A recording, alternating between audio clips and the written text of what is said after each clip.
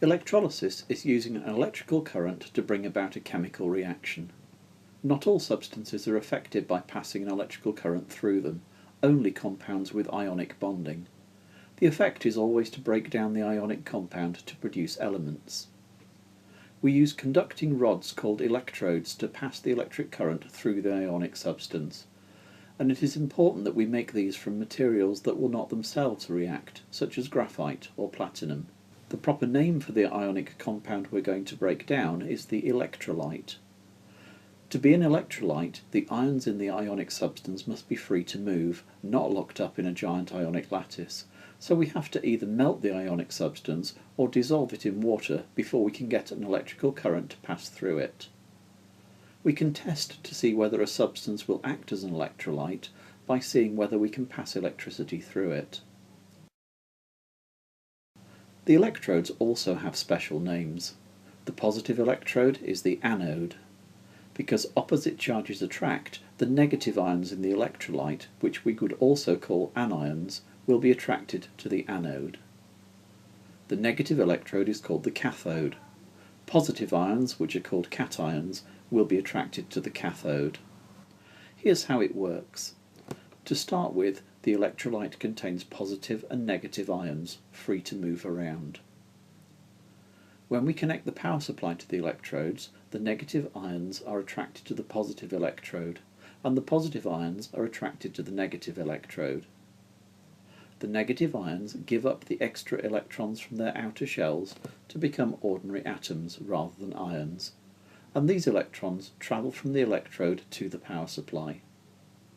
Electrons then travel to the negative electrode and into the outer shells of the positive ions, making them uncharged atoms too. So at each electrode we're turning ions into elements. Two more terms we need to know are oxidation and reduction. Oxidation is losing electrons, so the negative ions get oxidized when they lose their electrons at the anode.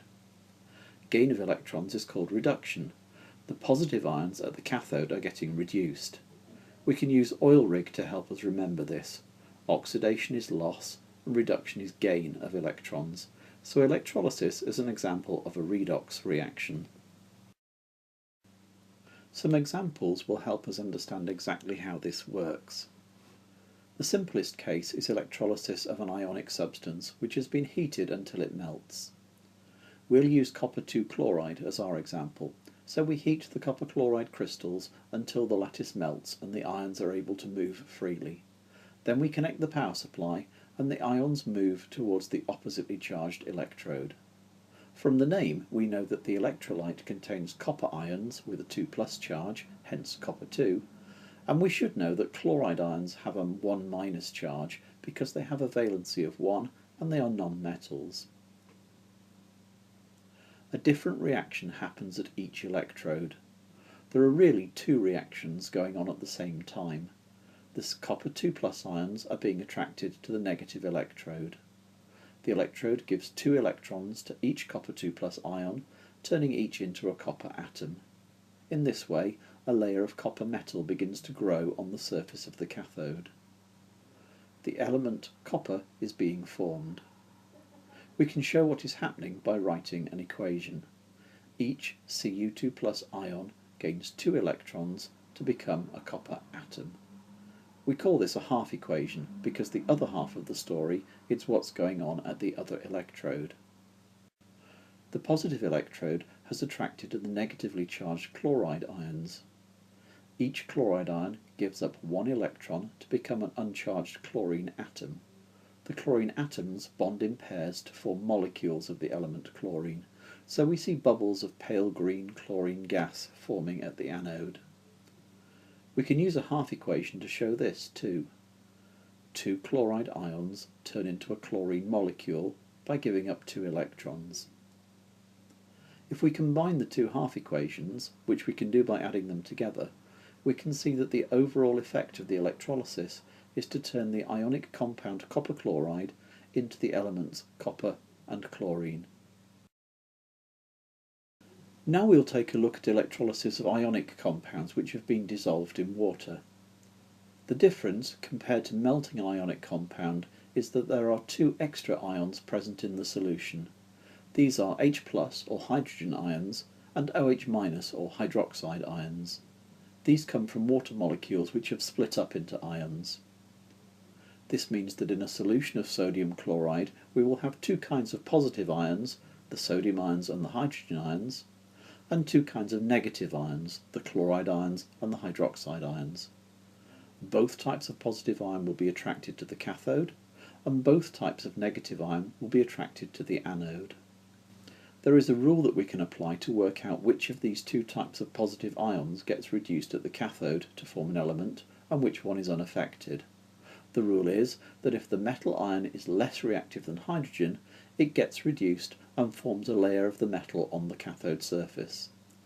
If the metal ion is more reactive than hydrogen, it stays in the solution and the hydrogen ions are turned into molecules of the element hydrogen. In our example, sodium is more reactive than hydrogen, so the sodium ions remain in the solution and the hydrogen ions are reduced to form hydrogen gas, which appears at the cathode as bubbles. There is a similar reactivity series for the negative ions at the anode. If the negative ion is less reactive than the hydroxide ions, which would be the case for chloride, bromide or iodide ions, then the hydroxide ions stay in the solution and the other negative ion is oxidized to form an element. If the negative ion is more reactive than hydroxide ions, then they stay in the solution and the hydroxide ions are turned into the element oxygen and water molecules. In our example, chloride is less reactive than the hydroxide ions, so the hydroxide ions stay in the solution and the chloride ions are oxidized to form chlorine gas, which appears at the anode as bubbles. We can work through some examples to make sure of how these rules apply. Here is a lithium chloride solution. Firstly, we can work out what ions it will contain.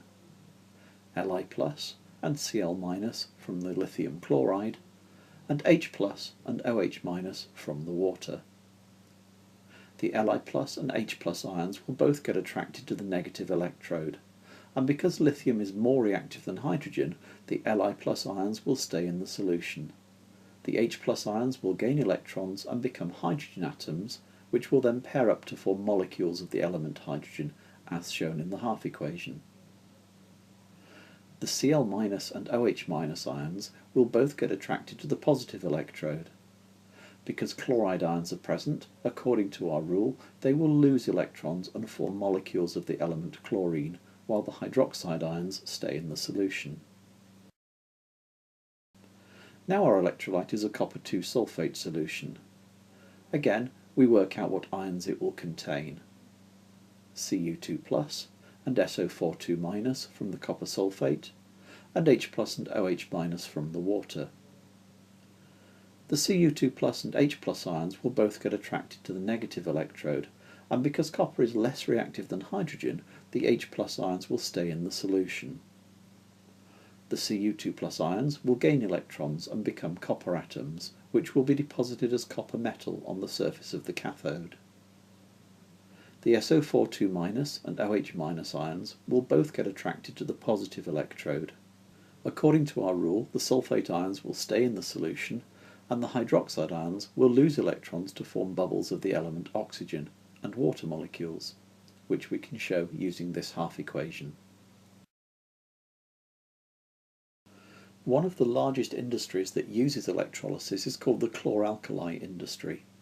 The raw material is brine, which is a concentrated solution of sodium chloride from seawater, so it contains Na+ and H+ ions and Cl- and OH- ions. We saw before that electrolysis of sodium chloride solution produces hydrogen gas at the cathode and chlorine gas at the anode. The sodium and the hydroxide ions stay in the solution, so during electrolysis the sodium chloride solution turns into a sodium hydroxide solution. Here's the overall equation for what's happening. Sodium chloride plus water is turning into hydrogen, chlorine and sodium hydroxide. All three of these products are widely used. Hydrogen is used as a fuel and in the hardening of vegetable oils. Chlorine is used for killing microorganisms in water and for making bleach. and sodium hydroxide is used in soap and paper manufacturing. Just because the raw materials are abundant does not mean that these products are free or sustainable. There is a lot of expensive electrical energy required to do the electrolysis on a large scale. Generating this electrical energy uses up finite fossil fuel reserves and releases carbon dioxide into the atmosphere when these fuels are burnt. In industry, a diaphragm cell or membrane cell is used to do the electrolysis. It is designed with a separator which keeps the three products separate. A mixture of chlorine and hydrogen gas would be potentially explosive, so these two products have to be kept apart. In addition, the chlorine can react with the sodium hydroxide solution if we don't keep them apart. This is actually the basis for making bleach.